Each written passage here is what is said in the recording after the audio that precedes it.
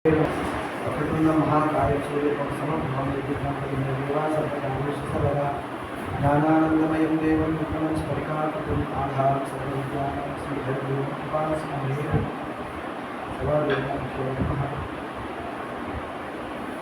ఆఖరి వారం మనం పరీక్షిత్ మహారాజు కి శాపం వదిలాడు కదా ముని కుమారుడు.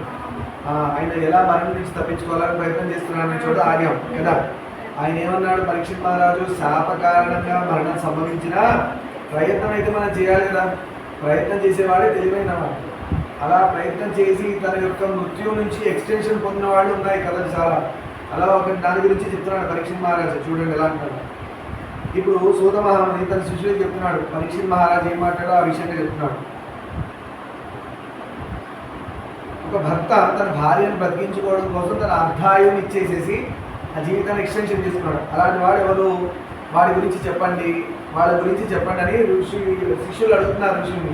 సూత మహాముని అనగా అర్ధాయువు ఇచ్చి తన సతిని బ్రతికించుకున్న ఆ ముని ఎవరు? ఆ ముని ఎవరు? తన భార్యను కాపాడుకోవడానికి అర్ధాయువుని ఇచ్చేశాడా తన ఆయుష్లో? ఇలాంటి గొప్ప వాళ్ళు కూడా ఉంటారు. అంటే భార్య చనిపోయినందుకు తన ఆయుష్ సగం ఇచ్చేశాడు. అలాంటి ఋషి ఎవరు బాగా అడుగుతున్నారు. ఆమె ఎలా మరణించింది?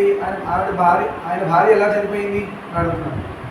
మాకు ఆ ఉదాంతం సవిస్తరంగా చెప్పండి అని మంత్రులు అడిగారని పరీక్షిత్ మహారాజును మంత్రులు అడిగారని సూత మహాముని శిష్యులు చెప్తున్నారు. ఓకేనా? పరీక్షిత్ మహారాజును అడిగారు మంత్రులు. సరే, భృగు మహర్షి భార్య పులోమ. గుర్తుపెట్టుకోండి, భృగు ఎవరు? విష్ణువు యొక్క వక్షస్థలాన్ని తన్నాడు. బ్రహ్మ శివుడికి శాపం పెట్టారు కదా, లింగ రూప సేవనే అవుతుంది శివుడికి అని, బ్రహ్మకు పూజలు లేవని. ఆ భృగువు యొక్క భార్య పేరు ఏంటి? పులోమ. గుర్తుపెట్టుకోండి. ఆమె మహాసౌందర్యవతి. ఆ పులోమ గొప్ప అందగత్తె. ఆమెకు చవనుడు కొడుకు పుట్టాడు. భృగు మహర్షికి పులోమాకి బిడ్డ కలిగాడు. ఆయన పేరేంటి? చవనుడు. చవనప్రసాద్ చవనుడు. అతడు సర్యాది కూతురు సుకన్యను పరిణయం ఆడాడు. సర్యాది అనే అతని యొక్క కుమార్తెని ఈయన పెళ్లి చేసుకున్నాడు. ఎవరు? చవనుడు. ఆ కుమార్తె పేరేంటి? సుకన్య. ఆమె అంత అతనికి, అంటే వీళ్ళిద్దరికి, ఎవరు? భృగు మహర్షి యొక్క కొడుకుకి, అవునా,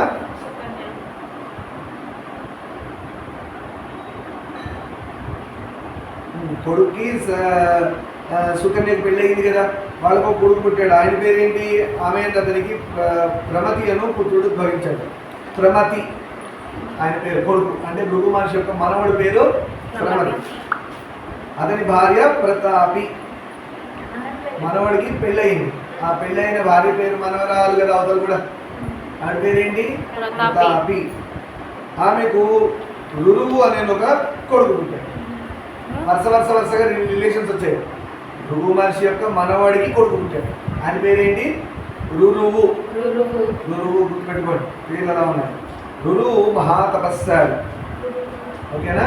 భృగు మహర్షి యొక్క ముని మనవుడు అని చెప్పాలి. మనవాడి కొడుకు ముని మనవుడు. రురువు మహాతపస్సారి. అదే సమయంలో స్థూలకేశుడను ముని కూడా దారుణ తపస్సుకు ఉపక్రమించాడు. ఈ రురువు ఇంకో ఋషి పేరు స్థూలకేశుడు. ఇద్దరు గొప్ప తపస్సు చేస్తున్నారంట. ఇందులో మేనకాయను అప్సర నదీ తీరాన విశ్వావసు మునితో క్రీడించి కనుకొంది. ఈ లోపల విశ్వావసు నామ సంవత్సరం కదా. ఈ విశ్వావసు అనే మునితోని మేనకకి ఒక బిడ్డ కలిగాడు. ఓకేనా? బిడ్డ కాదు, కూతురు. ఒక అమ్మాయి పుట్టింది. ఎవరికి? విశ్వావసు మునికి మేనకకి ఒక అమ్మాయి పుట్టింది. ఆమెను ఆ విశ్వావసు ముని దగ్గరే వదిలేసి మేనక మళ్ళీ పైకి లోకాలకి వెళ్ళిపోయింది. ఇంద్రుడి దగ్గర స్వర్గలోకాలకి వెళ్ళిపోయింది. ఆ అనాథ కన్యను చూచి స్థూలకేశుడు దయార్ద్ర హృదయుడై నిజాశ్రమంలో ఉంచి పెంచి ప్రమద్వర అని పేరు పెట్టాడు. ఆ అమ్మాయికి ఏం పేరు పెట్టారు? ప్రమద్వర. ఇప్పుడు మనం అనుకున్నాం కదా, స్థూలకేశుడు అనేవాడు కూడా ఒక ముని తపస్సు చేస్తున్నాడు అనుకున్నాం కదా. రురువు స్థూలకేశుడిగా తపస్సు చేస్తున్నాడు. అదే టైంలో అక్కడ విశ్వావసుకి మేనకకి ఒక ఆడపిల్ల పుట్టిందని. ఈ ఆడపిల్లని ఆ తపస్సు చేసే స్థూలకేశుడు పెంచి పెద్ద చేసుకున్నాడు. ఆ పేరేమని పెట్టాడు? ప్రమద్వర అని పేరు పెట్టాడు. కార్యక్రమంలో సంతాప్త యౌవనయ్యి సర్వాలక్షణ సభ్యులు ఆమె రురువు చూచి మన్మథ బాణాన్ని ఆమెపై మన్మథ. ఇప్పుడు రురువు ఉన్నాడు కదా, తపస్సు చేసుకున్న రురువు. ఈ రురువు ఈమెను చూసి ఇష్టపడ్డాడు. ఎవరిని చూసి? ప్రమద్వర. అర్థమైందా? రురువు ప్రమద్వరను చూసి ఇష్టపడ్డాడు.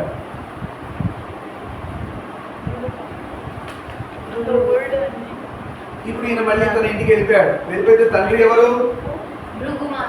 కాదు, మనవడు. భృగు మనిషి యొక్క మనవడి పేరు ఏంటి? ముని మనవడు. ఆయన తండ్రి పేరు ఏంటి? ప్రమతి. ప్రమతి అతని ఎందుకు దిగులుగా ఉన్నాను ప్రమతి అడిగాడు అంటే భృగు మనిషి యొక్క మనవడు అడిగాడు. అడగగా అతడు స్థూలకేశుని ఆశ్రమంలో ప్రమద్వర అనే అతిలోక లావణ్యవతి అయిన కన్య ఉంది, ఆమెకు భార్యగా స్వీకరించిన ఆకాంక్షని చెప్పాడు. భృగు మనిషి యొక్క మనవడిని అడిగాడు. ఎవరు? అతని కొడుకు. ప్రమతి అనేవాడు మనవడు. మనవడి యొక్క కొడుకు రురువు. రురువు చెప్పాడు, ఒక అందగత్తెను చూశాను, ఆవిడ పేరు ఎక్కడుంది? ఆవిడ స్థూలకేశ ఆశ్రమంలో చూశానని చెప్పాడు. చాలా బాగుంది, ఆవిడ పెళ్లి చేసుకోవాలనుకుంటున్నానని చెప్పాడు. ప్రమతి స్థూలకేశుని ఆశ్రమానికి వెళ్ళి ఆ మునీంద్రుడికి నమస్కరించి సుముఖుని గావించుకొని తాను వచ్చిన కార్యాన్ని తెలిపాడు. వెళ్ళాడు స్థూలకేశుడి దగ్గరికి వెళ్ళి. ఎవరు? ప్రమతి. భృగు మనిషి యొక్క మనవడు వెళ్ళి మాట్లాడాడు. మా అబ్బాయికి ఇలా మీ అమ్మాయి నచ్చింది. స్థూలకేశుడు కూడా అంగీకరించాడు. సరే పెళ్లి చేద్దాం అనుకున్నాను. ఇరువురు వివాహ ప్రయత్నాలు చేయడం మొదలుపెట్టారు. ఎవరికి? భృగు మహర్షి యొక్క మనవడికి స్థూలకేశుడు యొక్క కూతురు పెంచుకున్నాడు కదా. ఆ పెంచుకున్న ఆవిడ ఎవరు? కరెక్ట్. ఆ సమయంలో ప్రమద్వర తన గృహాంగణంలో నిద్రిస్తున్న ఒక పామును త్రొక్కగా అది ఆమెను కరిచింది. ఆ స్థూలకేశుడు ఆశ్రమంలోని ఈ ప్రమద్వర తిరుగుతూ ఉన్న వీటు పడుకున్న పామును తొక్కింది. ఆ పాము కరిచింది. ఎవరి? ప్రమద్వర. అక్కడే చచ్చిపోయింది. ఎవరు? ప్రమద్వర. ఆమె వెంటనే మరణించింది. మృతి చెందిన ప్రమద్వరను చూసి అందరూ గగ్గోలు పడి దుఃఖించడం మొదలుపెట్టారు. అందరూ బాధపడుతున్నారు. స్థూలకేశుడు ఆశ్రమంలో ఉన్న అందరూ బాధపడుతున్నారు. ఎందుకు? ప్రమద్వర చనిపోయింది. ఎందుకో పామగాడు. ఇదే కదా అడిగారు, ఎలా చనిపోయింది ఆవిడ, ఆ ముని ఎలా కాపాడుకున్నాడు, ఆయుష్ ఇచ్చాను. ఆ కోలాహలం విని ఆ సమీపంలో తన ఆశ్రమంలో ఉన్న రుడువు అక్కడకు వచ్చి ఆ దురంత వార్త విని హతాశుడి ఆకరించడం మొదలుపెట్టాడు. అంటే భర్తగా కాబోతున్నాడు కదా రుడువు. ఈయన చూశాడు, బాధపడిపోతుంది. అయ్యో పెళ్లి కాకుండా నా భార్య చనిపోయింది, నా మనసులో ఈయన భార్యగా స్వీకరించాను, అలా ఎలా చనిపోయింది, ఏమైంది అని కనుక్కుంటున్నాడు. హతోస్మి దుష్టవిధి ఈ సర్పాన్ని పంపి నా జీవితంలో చిచ్చు పెట్టాడా? ఇది పరమాశ్చర్యం. నేనేం చేయను, ఎక్కడికి వెళ్ళను, నా ప్రాణాల వల్ల మరణించగా నేను జీవించి ప్రయోజనం ఏముంటుంది? మందభాగ్యుడు నాకు నేను ఆమెను ఆశ్లేషించలేదు, ఆమె తాకలేదు, ఆమె కరగ్రహణం చేయలేదు, ఆమెతో కూడి అగ్ని చుట్టూ తిరగలేదు, అంటే పెళ్లి చేసుకోలేదు. ఈ విధంగా చెప్తున్నాడు. ఎవరు? రురువు. అంటే ఎంతో ఎక్స్పెక్టేషన్ పెట్టుకున్నా, ఈవిడతో పెళ్ళైతే ఈవిడతో కలిసి అగ్ని చుట్టూ ప్రదక్షిణాలు చేయాలి, ఆమె తాకొచ్చు, అలాగే ఆమెతో బిడ్డలు కనొచ్చు, సంసారాన్ని ముందు తీసుకుంటే ఎంతో పెట్టుకున్నాడు పాపం ఎక్స్పెక్టేషన్. ఎవరు? రురువు. కానీ ప్రమద్వర చనిపోయింది. అందుకే నేను ఆమె చనిపోయాక ఇంక నేను ఎందుకు భార్యగా స్వీకరించాను, మనసులో పెళ్ళవలేదు. అంటే ఈమె నా భార్య ఆల్రెడీ అయిపోయింది మానసికంగా, మనసులో అనుకున్నాడు కదా. సరే ఈమెను ఎలా ఈమెను కాపాడుకోవాలి, నాకు ఎవరైనా సలహాలు ఇచ్చేవాళ్ళు ఉన్నారు, ఈ కష్టం నుంచి నన్ను గట్టెక్కించే వాళ్ళు ఎవరు అని ఎవరు అనుకుంటారు? రురువు. ఇక నేను కూడా ఘోరమైన ఒక మడుగులో దూకి కానీ అగ్నిలో ఆహుతి అయ్యి కానీ కంఠాన్ని ఉరి తగ్గించుకోవాలి కానీ ప్రాణత్యాగం చేస్తాను అని అనుకుంటున్నాడు. ఆవిడ లేకపోతే ఇంకెందుకు నేను బ్రతకాలి, నేను కూడా చచ్చిపోతాను అని ఉరి వేసుకోనో గుంటలో దూకియో అగ్నిలో ప్రవేశించో ఈ విధంగా వినిపిస్తూ ఉంటే ఈ రీతిగా తనలో తాను అనుకుంటున్నాడు. ఇది పక్కన ఉన్న వాళ్ళు వింటున్నారు. మరణించి నేను ఏం సాధించినట్లు? సరే నేను సీతమ్మ కూడా అనుకుంటుంది కదా సుందరకాండలో, చనిపోతే ఏం సాధించవచ్చు. హనుమంతుడు వారు అంటారు, చనిపోయి ఏం సాధించవచ్చు కదా, బ్రతుకుడి సీతమ్మను ఎతకవచ్చు, గొప్ప గొప్ప విజయాలు సాధించవచ్చు. అందుకని అన్నిటికీ చావు కారణం కాదు. చావాలి అనిపించిన క్షణం ఒక్కటి మీరు చావకుండా మిమ్మల్ని మీరు ఓర్చుకొని నిగ్రహం తెచ్చుకొని ధైర్యం తెచ్చుకొని వచ్చి ఇలాంటి వాడికి నేను చచ్చిపోయేది ఏంటి, నా జన్మ గొప్పది, నన్ను ఒక గొప్ప కారణానికి దేవుడు పుట్టించాడు, ఈ చుట్టూ ఉన్నవి నేను చనిపోయేటట్టుగా నన్ను అలా ఆ సిచ్యుయేషన్లో తీసుకెళ్తున్నాయి. సరే నేను చచ్చిపోయానని అనుకుంటే ఆ చావు అనే సీన్లోంచి బయటకు వస్తాను. లేదంటే ఏమవుతుంది, ఆ సిచ్యువేషన్ ఎలా క్రియేట్ చేస్తాయంటే డిప్రెషన్ అవి వచ్చేసి చచ్చిపోతాడు. ఆ కొద్దిసేపు ఓర్చుకున్నాడా అక్కడి నుంచి వాడి లైఫ్ బ్యూటిఫుల్గా కలిసి వచ్చే కాలం పుట్టినాడు. ఒక మనిషికి చచ్చిపోయే బ్యాడ్ టైం వచ్చినప్పుడు అది జనక తప్పించుకుంటే ఇక్కడి నుంచి వాడికి తిరిగి చూడక్కర్లేదు, చాలా గొప్ప లైఫ్ ఉంటుంది. మనం చేయాల్సినది ఏంటి, చాలా నిగ్రహంగా ఓర్పుగా ఆ చనిపోవాలనే ఫీలింగ్ నుంచి బయటపడ్డమే కాదు. అది ఎందుకు వచ్చింది, బ్యాడ్ టైం వల్ల వచ్చింది. ఒకవేళ తను లొంగిపోయాడా బ్యాటరీ ఇంక చచ్చిపోతాడు. ఇంక నెక్స్ట్ వచ్చే గొప్ప సుఖాలు ఏమనుభవిస్తాడు? సుందరకాండలో హనుమంతు వారిది చెప్పాడు, చచ్చిపోతే ఏముంది, సీతమ్మని ఎతకలేను, నేను చనిపోయాను చెప్పి సుగ్రీవుడు చనిపోతాడు, అందరు చనిపోతాడు, రాముడు చనిపోతాడు, లక్ష్మణుడు చనిపోతాడు, అయోధ్య చనిపోతాడు, ఒక్క హనుమంతుడు వారు చనిపోతే ఇంతమంది చచ్చిపోతున్నారు. ఇవన్నీ విని సీతమ్మ కూడా చచ్చిపోతుంది. అంటే ఒక హనుమంతుడు చనిపోతే అందరూ చనిపోతారు. నేను బ్రతుకుంటే చూడండి ఏమైంది, రామాయణం హనుమంతుడు వారు బ్రతుకున్నది డిప్రెషన్లో పోయి చనిపోయింటే ఏమయ్యేది? సీతమ్మ కూడా చనిపోయేదామని ప్రయత్నిస్తే కదా త్రిజట వచ్చి గొప్పనైన స్వప్నం చెప్పింది, అవునా కాదా? దేవుడు నిజంగా ధర్మంగా వెళ్ళే వాళ్ళకి చాలామంది డౌట్, ధర్మంలో ఉన్న వాడికి కష్టాలు ఎక్కువ, చాలా ఎక్కువ. మన అందులో అరుణాచల్ మహత్యంలో తెలుసుకుంది అదే కదా. శివుడు ఎలా పరీక్ష చేస్తాడు? అమ్మయ్యా అరుగుల లోపల ఇంకో పరీక్ష పెడతాడు. పెట్టి పెట్టి పెట్టి ఆఖరి దరిద్రుడైపోయి ఆ ధూపం వేసే ఒక కథ చదివారు చూసారా? వాడు ఆస్తులన్నీ కూడా అమ్మేసుకుంటాడు, ఆఖరికి అయినా కూడా పరీక్ష. అలాగే రాజు విషయంలో కూడా బిడ్డ చనిపోతాడు బండి కింద పడి. ఇలా ఉన్నాయి పరీక్షలు. ఇవన్నీ ఎందుకు వస్తున్నాయంటే శివుడికి మన మీద ప్రేమ ఉంది కాబట్టి ఆయన పరీక్షలు పెడుతున్నాడు. ఎందుకు? ఒరే ఇంక ఈ లోకంలో వద్దులను నా దగ్గరికి వచ్చేయండి అంటే మనం డియరెస్ట్ అయినప్పుడు మనకి కష్టాలు. శివుడికి డియరెస్ట్ ఎందుకు అవుతాం? ధర్మంగా ఉన్నాం కాబట్టి అవుతాం.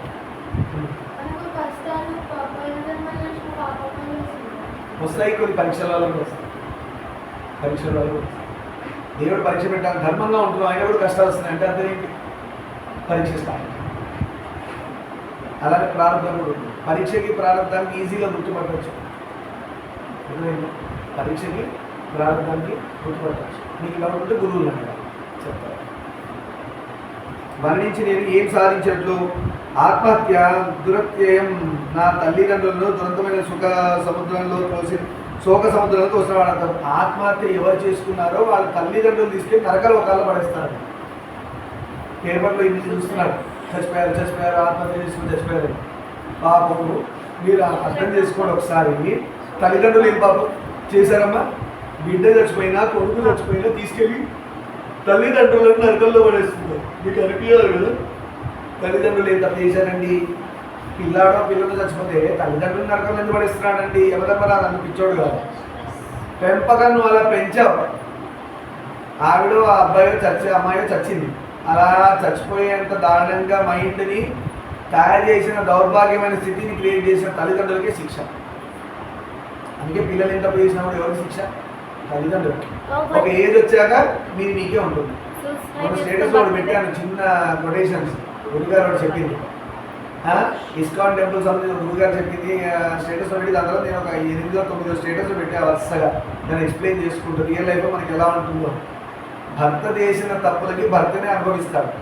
భర్త చేసిన పుణ్యాల వల్ల వచ్చే సుఖాలు భార్య సగం అనుభవిస్తుంది. గుర్తుపెట్టుకోండి.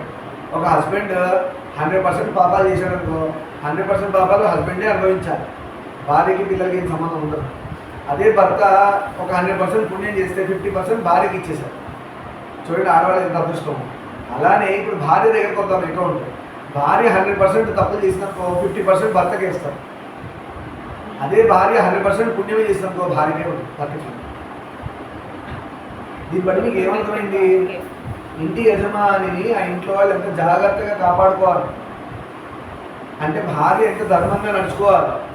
భార్య అధర్మంగా వెళ్తే హస్బెండ్కి పనిష్మెంట్. రామదాస్ చరిత్రలో ఏమైంది? జాతకంలో ఈ అమ్మాయిని పెళ్లి చేసుకున్న వాళ్ళకి జైలు శిక్ష అని. పూర్వజన్మలో ఆమె చేసిన ఇష్యూస్ ఏమో వల్ల ఆమెకి ఆ భర్తకి జైలు శిక్ష, ఆమె చేసుకున్న వాళ్ళకి జైలు శిక్ష. అది తెలుసు కూడా రామదాస్ చేసుకున్నాడు. అవునా? గొప్ప ధార్మికుడు కాబట్టి రాముడు వచ్చాడు వినిపించాడు, అది వేరు సంగతి. అర్థమైందా? ఎలా వచ్చింది శిక్ష? ఆమె చేసుకున్నందుకు శిక్ష అని రాసిపెట్టి. జాతక చక్రంలో ఏముంటే మనం చెప్పలేము.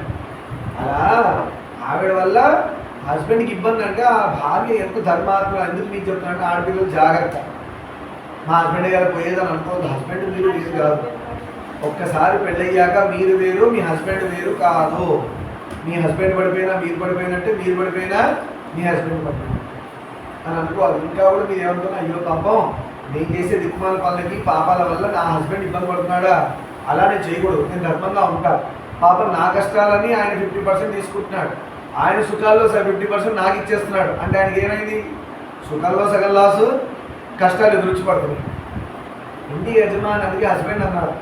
హస్బెండ్ ఎందుకంటానంటే ధర్మాలు కూడా అందరూ ఆడవాళ్ళు కానీ బయలుదేరారు, అందరూ చెప్పేస్తున్నారు ధర్మాలు చెప్పకూడదంట. ఆడది ధర్మం సీతమ్మ చెప్పలేకనా, లేదంటే పార్వతీదేవి చెప్పలేకనా? పార్వతీదేవి అందుకే తెలివిగా ఏం చేస్తుందంటే అన్నీ తెలిసిన పార్వతీదేవి లోకమాత అమ్మ ఆవిడే తెలియనట్టుగా క్వశ్చన్ శివుడిని అడుగుతుంది. శివుడు చెప్తూ వస్తుంది. అమ్మవారు తెలియదా? అమ్మవారు ఏమంటుంది? నేను కాదని చెప్పాల్సింది ధర్మం ఎవరు చెప్పాలి? ఇంటి యజమాని చెప్పాలి, పెద్దవాడు. ఎవరు? పార్వతీదేవి ఇంట్లో పెద్దవాడు ఎవరు? శివుడు. అందుకని ఈవిడ ఏం చేస్తుంది తెలిసినా కూడా మనం ఒక వరలక్ష్మి వ్రతం చేస్తున్నాం, వైభవలక్ష్మి వ్రతం చేస్తున్నాం, మూడు వారాలు చేస్తున్నాం. ఆ వైభవలక్ష్మిలో ఏ వ్రతమైనా కూడా ఏ కల్పమైనా అమ్మవారు అడుగుతున్నాం, స్వామి ఈ వ్రతం ఏంటి, దీన్ని ఎవరు చేసుకుంటారో ఎలా? ఆమె తెలీదా? వైభవలక్ష్మి ఎలా పుట్టింది ఆమె తెలీదు. ఆవిడ కళ్ళు మూసుకొని సంకల్పం చేస్తే కదా ఎవరన్నా పుట్టాల్సింది గిట్టాల్సింది కూడా.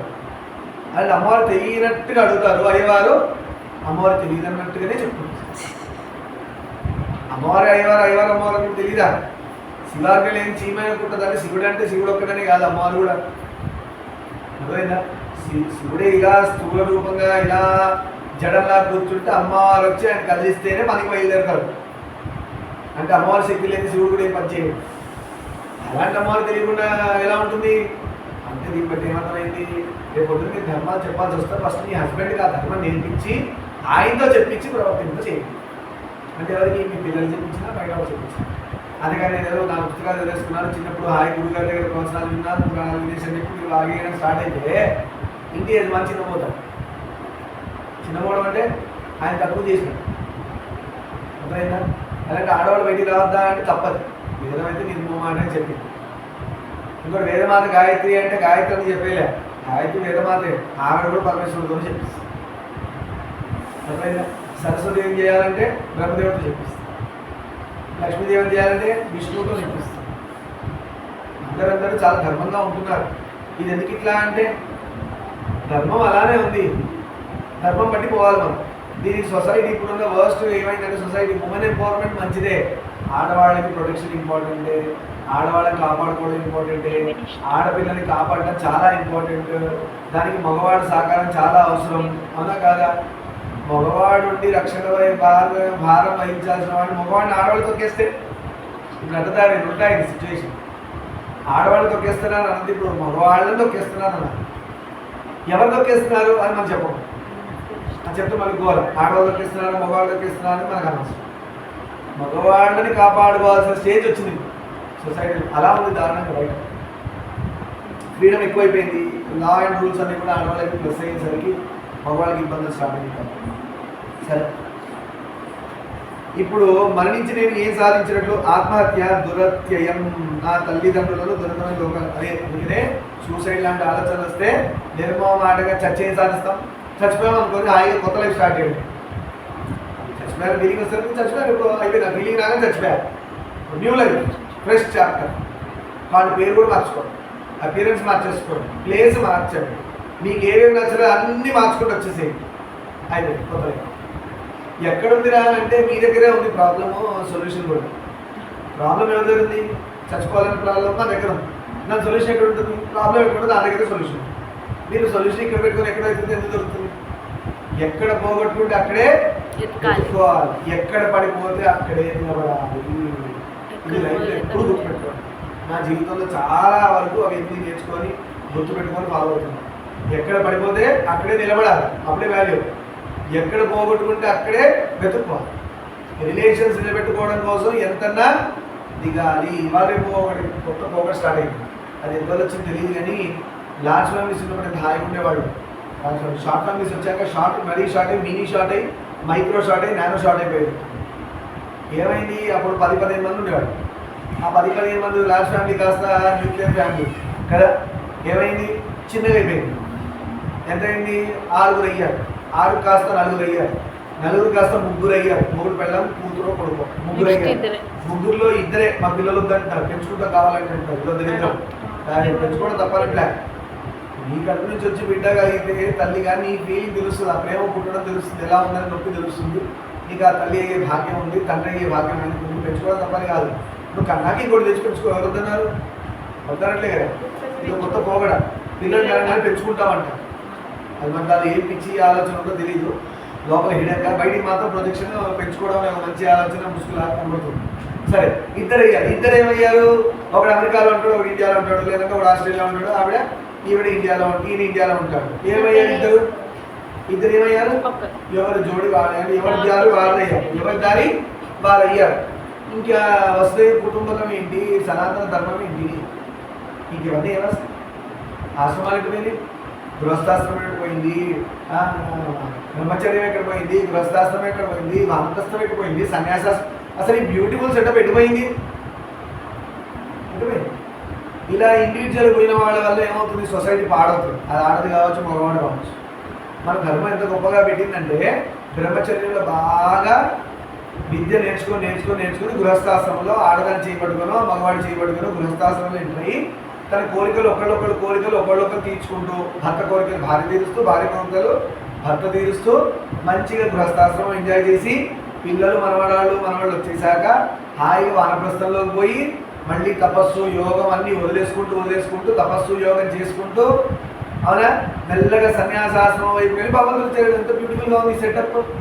దీన్ని వదిలేసిపోయిన వాళ్ళందరూ ఏమవుతారు? కుక్క చావే చేస్తారు అనే చెప్తాం. ఎందుకు?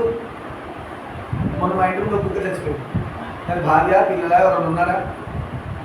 చచ్చిపోయింది. ఉన్నా కూడా వచ్చి ఏమైనా పక్కన అయ్యో వెళ్ళిపోతున్నాను అంటారా? ఇవన్నీ ఎలా చచ్చిపోతున్నాయంటే ఇక్కడ నాన్న చచ్చిపోయానా కొడుకు కూతురు రాదు, అక్కడ కొడుకు చచ్చిపోయాడన్నా ఇక్కడ నిలిచేవాళ్ళు. అన్నదమ్ముల మధ్యలో అసలే లేదు. అక్క చెల్లెలు లంకలో తప్పించుకొచ్చిన వాళ్ళ కొట్టుకుంటారు కదా, లంకలో తప్పించుకొచ్చిన రాక్షసులు ఎలా కొట్టుకుంటారు? అలా ఉండాల్సింది. అక్క అంటే తల్లి లాంటి, అన్న అంటే తండ్రి లాంటి వాడు. తమ్ముడు నిజంగా అన్న తండ్రి లాంటి వాడు అంటే ఆ అన్న మింగేసేటట్టు తమ్ముడు. అలా అక్క తల్లి లాగా అంటే అక్కే కొట్టేస్తుంది సూర్పడగల, చెల్లెలేని కూతురు. ఇలానే ఉండాల్సింది. రామాయణంలో ఒక్క ఆదర్శం తీసుకొని ఎంత బాగున్నారో. సీతమ్మ వాళ్ళ చెల్లెలు ఎవరు ఊర్మిళ ఎంత బాగున్నారు. రామలక్ష్మణ భర్త శత్రుఘ్నులు చెప్పక్కర్లేదు. అందుకే వాలి సుగ్రీవులా కొట్టుకుంటున్నారంటారు. అందుకే ఎవరు కొట్టుకుంటున్నారంటారు, ఎందుకంటే వాలి సుగ్రీవులా కొట్టుకుంటున్నారంటారు. అలా ఉండకూడదని ఎగ్జాంపుల్. రామాయణం ఎంత గొప్పదంటే ఉండకూడదు ఎగ్జాంపుల్స్ ఉన్నాయి, ఎలా ఉండాలి ఎగ్జాంపుల్స్ కూడా ఉన్నాయి. అంటే వాలి సుగ్రీవులా ఉండకూడదు, రావణాసుర సోదరులా ఉండకూడదు. అన్నదమ్ములు అంటే ఎలా ఉండాలా? రామలక్ష్మణ భర్త శత్రుఘ్నులు. తల్లిదండ్రులు అంటే ఎలా ఉండాలి ఆదర్శంగా? జనక మహారాజు, కౌసల్య, దశరథ మహారాజు భార్యలు, జనక మహారాజు వాళ్ళ రాణి, మిగతా వాళ్ళందరూ. అవునా? అలా ఉండాలి. సరే బయటకు వచ్చారు. అలా ఆత్మహత్య చేసుకోకూడదు, తల్లిదండ్రులు నరకంలో పడేయబడతారు. సరే, వీడికి ఏమొస్తుంది? ప్రేత జన్మ వస్తుంది. ఆత్మహత్య చేసుకొని చచ్చిపోయిన వాడికి వెంటనే శరీరం నుంచి ఇంకో శరీరంలో పోడు. కొన్ని వేల సంవత్సరాలు ప్రేతాలు భూతల్లాగా గాల్లో తిరుగుతుంటాడు. అప్పుడు ఏం ఏడుస్తుంటాడు తెలుసా? అయ్యో అనవసరంగా ఆత్మహత్య చేసుకున్నానే, నన్ను పైకి రాని లేదు, భూమి మీద లేదు, గాల్లో తిరుగుతున్నాడు మధ్యలో. ఎలా తిరుగుతున్నాడు? ఎవరైనా నాకు శరీరం ఇస్తే బాగుండు. వీడికి శరీరం ఎప్పుడు రావాలి? వీడు మళ్ళీ కర్మలు పాపాలు పుణ్యాలు ఎప్పుడు అనుభవించాలి? దూరం అంటే బెస్ట్. ఈ భూత ప్రేతాలుగా పుట్టిన వాళ్ళు, ఆత్మహత్య చేసుకున్న వాళ్ళు అలానే అవుతారు. అనాథ సేవలు ఇవన్నీ భూత ప్రేతాలు అవుతున్నాయి. నిర్దాక్షిణ్యంగా హఠాత్తుగా యాక్సిడెంట్ చనిపోయిన వాళ్ళు ఎవరు అటెండ్ చేయరు కదా వాళ్ళని. ఇవే భూత ప్రేతాలుగా మారి మనుష్య లోకాన్ని వేరే జంతు లోకాన్ని ఇబ్బంది పెడుతూ ఉంటాయి, హెల్ప్ కూడా చేస్తాయి. రెండూ ఉన్నాయి. భూత ప్రేతాలు ఇబ్బంది పెడతాయి, హెల్ప్ కూడా చేస్తాయి. మా శాస్త్రం కనబడుతుంటారు, నువ్వే చెప్తుంటావు కదా, అది కనబడి ఇలా శాస్త్రకే కనబడుతుంది, మాకేం కనబడవు. సరే, అలా భూత ప్రేత పిశాచాల జన్మలు వచ్చి మళ్ళీ ఎంతో పుణ్యం చేసుకుంటే శరీరం ఒకటి దొరుకుతుంది. అది ఏ శరీరం తెలియదు, మళ్ళీ మనిషి శరీరం అని చెప్పట్లా.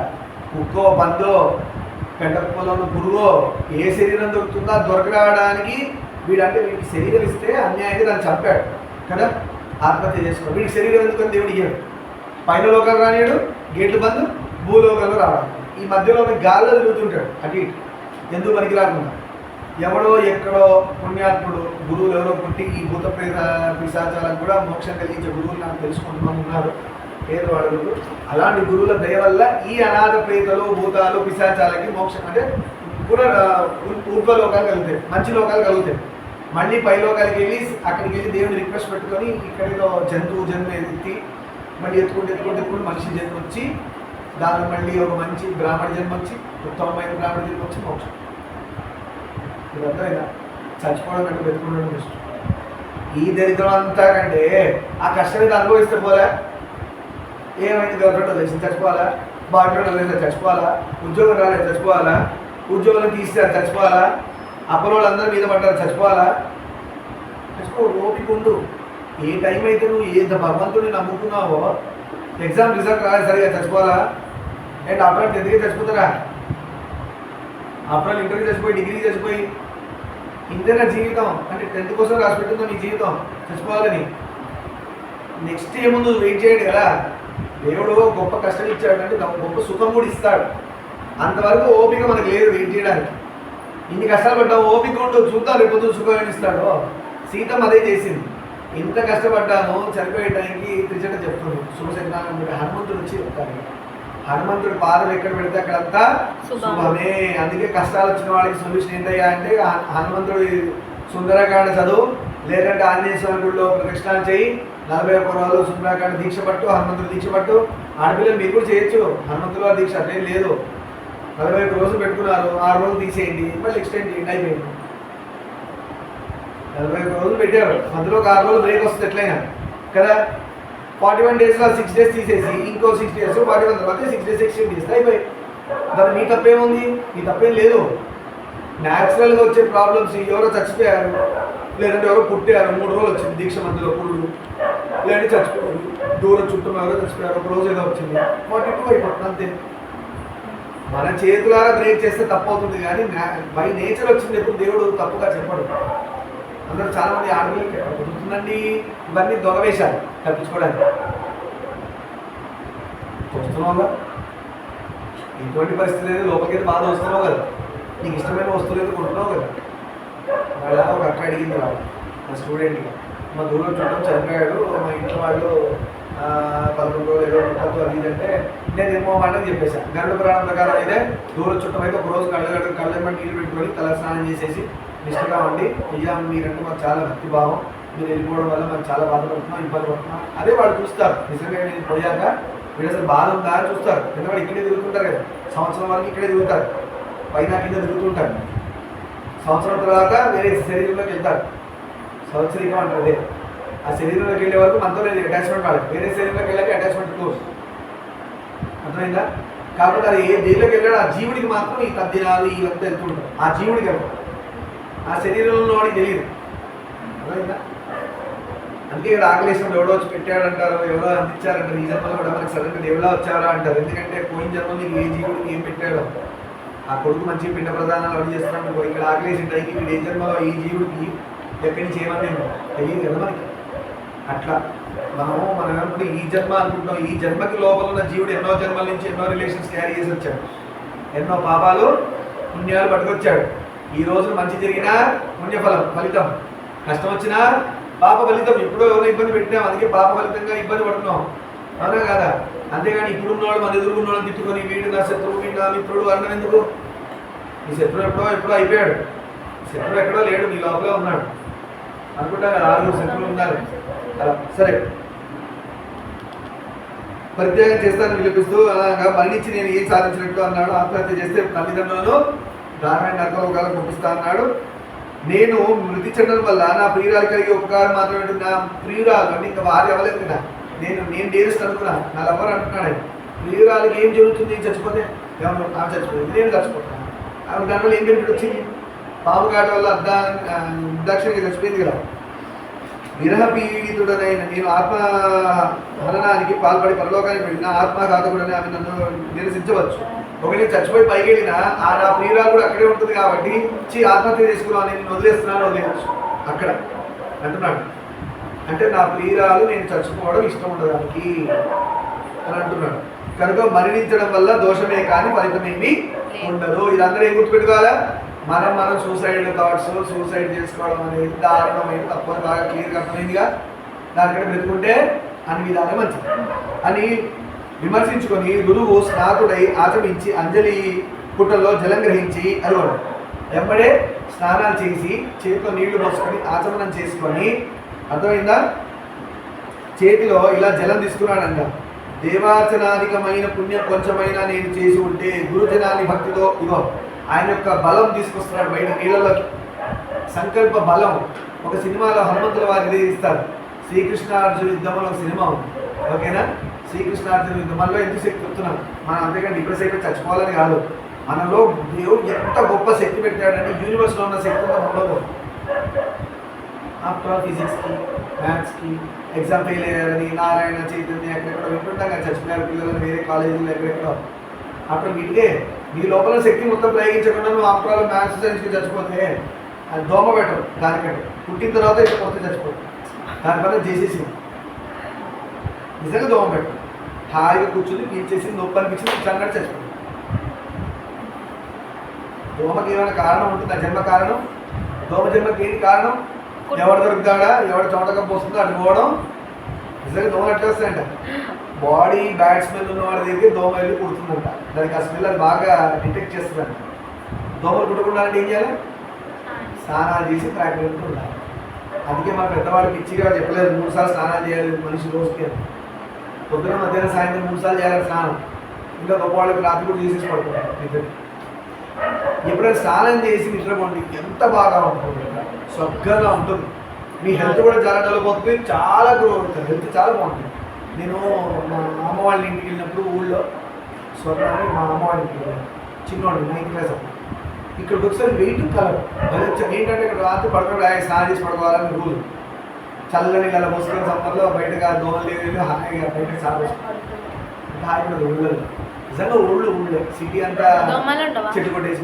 లేవు చల్లగా దోమలు లేవు అంతకంటే ఇంకా సరే దోమలు ఎందుకు పెరుగుతున్నాయమ్మా పాపాలు పెరుగుతున్నాయి కాబట్టి దోమలు కూడా పెరుగుతున్నాయి మనిషిని బాగా సాధించాలి కదా మనిషి పొగరెక్కువైంది దోమలు వచ్చి సాధిస్తాయి మనం సరే గురుజన నేనేమంటున్నాడు హనుమంతుడు వారిది కృష్ణార్జున యుద్ధం తీసాడు దాని ఎంత బాగా తీసాడు ఒక సీన్ హనుమంతుడు కృష్ణుడిని ఒప్పుకోడు రాముడని ఏంటి కృష్ణుడు అనుభవం ఈ యుగంలో నేనే దేవుడు అని చెప్పి ఆయన వినడు మా రాముడే దేవుడు అంటాడు అంటే ఆయన రాముడు ఇమేజ్ మనసులో పడ్డాడు నిజంగా అలా ఉన్నాడు ఆ సినిమా కల హనుమంతులు అలా చేయరు హనుమంతుడు ఎవరన్నా గుర్తుపట్టాడు గొప్ప యోగి అన్న భక్తుడు రాముడు గుర్తుపట్టకపోతే ఎట్లా అయితే మనకు భక్తుడు ఎలా ఉంటాడు ఆ రామశక్తి ఎలాంటిది చెప్పడం కోసం ఆయన ఏమంటాడు మా రాముడి యొక్క ఏమంటాడు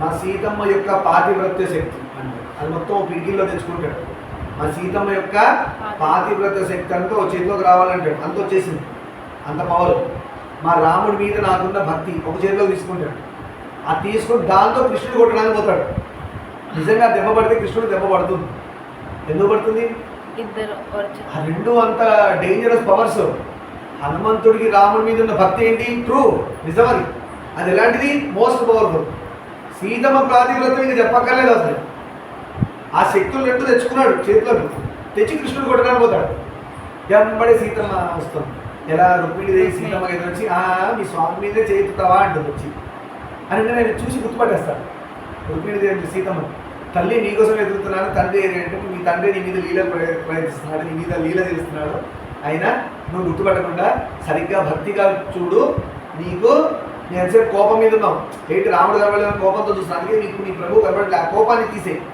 భక్తితో చూడు నీ కృష్ణుడిలో నీ రాముడు కనబడతాడు చూస్తే అప్పుడు రాముడు ఉంటాడు అప్పుడే జగదభి రామ పాట ఉంది హనుమంతుల పాట ఇలాంటి మూవీస్ చూడాలి మీరు రామాంజనేయ యుద్ధం కృష్ణాంజనేయ యుద్ధం ఈ దిక్కుమాలవన్నీ పెట్టుకొని అలా చేయి దిప్పి ఇలా చేయి దిప్పి ఇలా చేయి పైకి పెట్టి కాళ్ళని దిప్పి కనుక దిప్పి పెట్టి ఇవన్నీ కాదమ్మా సినిమా పేరు వాడకండి ఇవన్నీ అవసరం లేదు మనం ఏం నేర్చుకోవాలా భక్తిగా ముందుకెళ్ళాలి భక్త కన్నా ఇప్పుడుది కాదు అప్పటిది చూడండి భక్త సిరియాల మంజునాథ అన్నమయ్య రామదాసు ఒక్కొక్క భక్తుడు షిరిడి సాయి ఒక్కొక్క భక్తుడు ఎంత కష్టపడ్డారు దేవుడి కోసం దేవుడు ఎంత పరీక్ష పెట్టారు ఎంత నుంచున్నారు రామదాసు అయితే పాటలు ఏమని తిట్టాడు రామచంద్ర చెప్పాడు దాని తర్వాత అన్నాడు దెబ్బలకు ఓరలేక తిండి తిని రామచంద్ర ఏమనుకోక నాయన దెబ్బలు అంత నొప్పి కలిగించాడు అందుకే తిట్టాల్సి వస్తుంది రాముడి ఫీల్ తిట్టించుకోరు మనైతే నన్ను తింటా సుదర్శనం మన చేతిలో కదా సుదర్శనాన్ని వాడేస్తుంది మన కదా 100 తప్పులు ఎవరిని ఓర్చుకున్నాడు కృష్ణుడు అమరీషుడు 100 తప్పులు ఎవరికి సభలో మహాభారతంలో వస్తున్న స్టోరీ మహాభారతంలో స్టోరీ వస్తుంది కదా, నా 100 తప్పులు ఓర్చుకుంటాడు కదా, ఆయన పేరేంటి? ఆనియన్స్ చెప్పులు. లాస్ట్ సుదర్శనం వదిలేస్తాడు, వాళ్ళ అమ్మకి మరణిస్తాడు. 100 తప్పుల వరకు నేను ఓర్చుకుంటాను, 100 తప్పులు కంప్లీట్ అయ్యాక సుదర్శనం ఇస్తాడు. కర్ణుడా?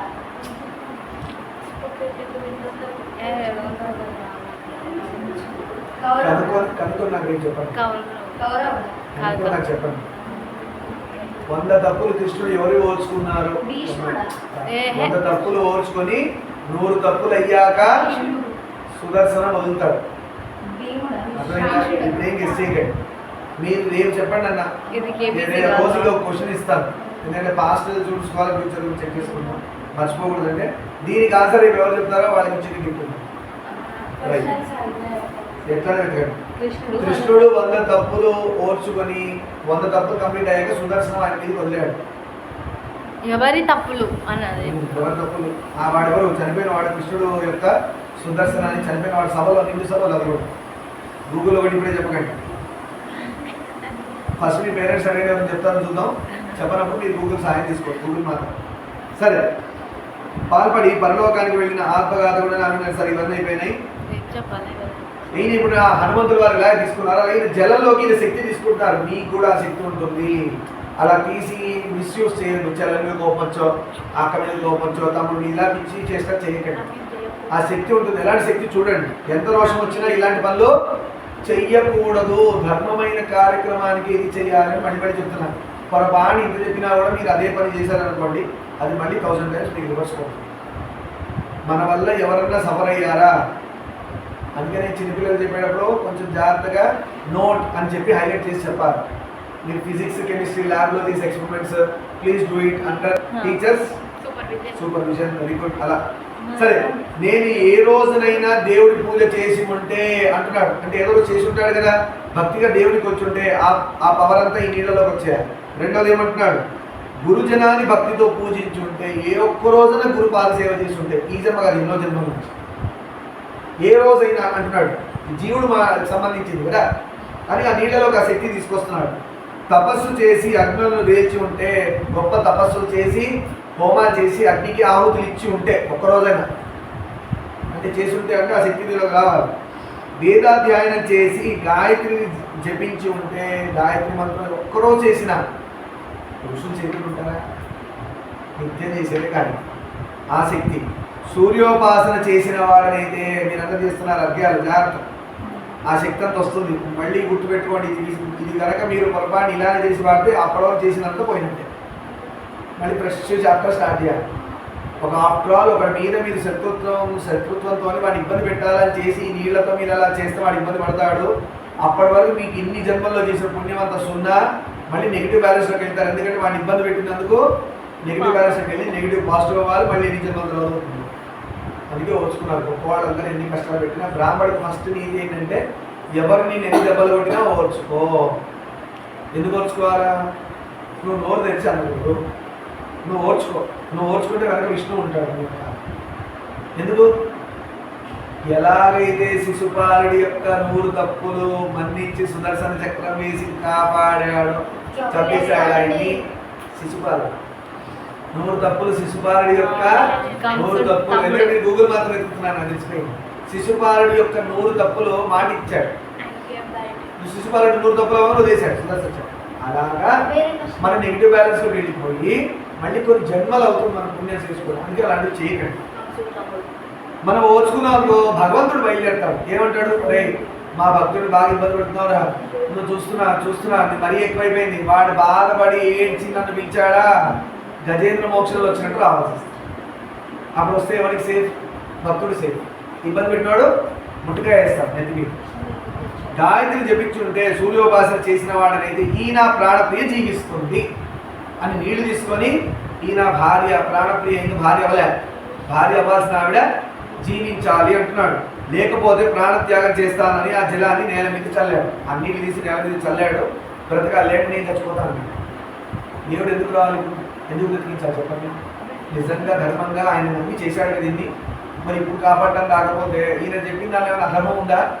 హాయిగా మంచి సౌందర్యవతి చూశాడు, రూపలావణ్యం, పెళ్లి చేసుకోవాల్సిన ఏజ్, అందరూ ఒప్పుకున్నారు, చేసుకోవడానికి అన్ని రెడీ ఉన్నాయి. అధర్మంగా ఎక్కడ పోలేదు, ధర్మంగా అడిగాడు. దేవుడు ఇట్లాంటప్పుడు సహాయం చేసి తీరాలి. అలా తన ప్రాణేశ్వరి కోసం విలపిస్తున్న రురువు కడకు అనూహ్యంగా ఒక దేవదూత వచ్చాడు. ఇక్కడ చూసారా, పంపిస్తాను. ఆ నీళ్ళు వదిలేక దేవదూత అంటున్నాడు, బ్రాహ్మణ సాహసించకు, చనిపోకు ఆగు, ఎందుకు సాహసిస్తున్నావు? అలా చనిపోతాను ఎందుకంటున్నావు? మృతి చెందిన నీ ప్రియురాలు తిరిగి ఎలా జీవిస్తుంది అనుకుంటున్నావు? ఒక్కసారి ప్రాణం వెళ్ళిపోయాక ఆ జీవి మళ్ళీ బ్రతుకుతుందా? మరి అలా ఎలా అడుగుతున్నావు? అధర్మం కాదా అని అడుగుతున్నాడు. అప్సరసలైన ఆమెకు అప్సరస శుద్ధి అయిన ఆమెకు ఆయువు తీరిపోయింది. అప్సరస యొక్క కూతురి ఇక్కడ ఆవిడ అయిపోయింది, తీరిపోయింది, ఆమె పట్టుకెళ్ళిపోవడం అని అంటున్నాడు. కావలిస్తే మరో సుందరాన్ని చేపట్టు, ఇంకో బ్యూటిఫుల్ లేడీ చూసి పెళ్లి చేసుకో అంటున్నాడు ఈ దేవదూత వచ్చి. ఆమెపై ఎందుకు వృధా వ్యామోహం అన్నట్టు, ఎందుకు ఆమె మీద వ్యామోహం నీకు? ఇంకో బ్యూటిఫుల్ ఉన్న లేడీ చూసి పెళ్లి చేసుకో అని చెప్తున్నాడు. గురువు అతనికి ఇలా సమాధానం ఇచ్చాడు. గురువు మాట్లాడుతున్నాడు. ఎవరో భృగు మహర్షి యొక్క ముని మానవుడు. ఆర్య, నేను ఇంకెవరిని వరించాను, నేను ఎవరు పెళ్లి చేసుకోను, ఎందుకంటే మనసులో ఇవరే పెట్టుకున్నా పెళ్లి చేసుకోవాలి, నాకు ఇవిడే కావాలి, వేరే వాళ్ళు. ఆమె జీవించినా సరే లేకపోతే నేను మరణించడం నిశ్చయం, ఆమె బ్రతకాలి లేదంటే నేను చేస్తాను. ఇది ఒక్కటే ఆప్షన్. అంటే ధర్మంగా ఉన్నాడు పాపం. ఒకటే మీరు ఇష్టమైంది ఏదో ఉన్నారు, మొండికి వేసి డాడీయో మమ్మీ ప్రాణాలు తీసి మరి కొనిపించుకోవట్లే, ఇదే కావాలి నాకు, వద్దు ఏదో వద్దు, నాకు ఇదే డ్రెస్ కావాలి, నా శుభసి వారేస్తాను, ఇదే కావాలి. ఆఖరి పాపం వింటే నా మాట వింటారు, కడుపు మాట నా మాట పోలే మన అడిగిన సతాయించింది అనగా అతని దృఢ నిశ్చయానికి సంప్రీతుడై ఇది చూస్తారు. సంకల్పం ఎలా ఉంది? నాకు విష్ణువే కావాలి, అంతే, నాకు ఏమొద్దు, విష్ణువే అలా దృఢంగా పెట్టుకోవాలి. నాకు అరుణాచల శివుడే కావాలి, ఇంకేం వద్దంటే ఎందుకు రాడు? ఒకటి ఆలోచించండి, మనం ఎవరైనా డీరెస్ట్ పట్టుకున్నారనుకో వాడిని వదులుకుంటుందా? పోయి ఇంకోలా అర్థం చేసుకోకండి. అలా మీరు ఎవరైనా డీరెస్ట్ పట్టుకుని మిమ్మల్ని ఎవరో డీరెస్ట్ పట్టుకున్నారు వదులుకుంటుందా? ఎందుకు? మనం ఎప్పుడు ఊహించాలి, మనకి ఇంత ఇష్టమా? మనం వదిలేసి ఉండలేరా? ఎవరెలా ఉండని తల్లి తండ్రి గురు మిగతా వాళ్ళ గురించి మా అంటే మీ అక్క చెల్లెలు తమ్ముడు అన్నీ ఇంతే, అవునా కాదా? మిగతా ప్రపంచం తర్వాత మీ భర్త భార్య ఎవరు వస్తారు వాళ్ళు, సరేనా? విప్రోత్తమ పూర్వం దేవ విహితమైన ఒక ఉపాయం చెప్తాను, నేను అదిగో ఉపాయం చెప్తున్నాను. ఎందుకంటే దృఢ సంకల్పం ఉంది కదా ఇక్కడ, నాకు ఆవిడే కావాలి, ఆవిడే చేసుకుంటాను కూర్చున్నాడు. ఒక ఉపాయం చెప్తా అంటాడు దేవదూత. అంటే ఈయన ధర్మంగా గడిపాడు, దేవదూత కూడా అనిపించింది హెల్ప్ చేయాలి. నీ ఆయువులో సగం ఇస్తే ప్రమద్వర జీవిస్తుంది అన్నాడు. నీకున్న ఆయువు ఎంత ఉందో చెప్తాను, దాన్ని సగం ఇచ్చేసేది. అన్ని రోజులు నువ్వు మీ భార్య కలిసి ఉండొచ్చు, తర్వాత ఇద్దరు కలిసి వెళ్ళిపోవచ్చు అని సలహా ఇచ్చాడు అని చెప్పుకుంటే ఇక్కడికి ఈరోజు పురాణం శుభం పలుకున్నాం. రేపటి రోజున ఆయన ఎలా ఇచ్చాడు, ఏంటి, ఎలా బ్రతికారు, ఈ సంగతి చూద్దాం. సర్వం శ్రీ ఉమామహేశ్వర పాదాభిందాలు వస్తూ లోకాన్ సమస్తాంశునో శాంతి.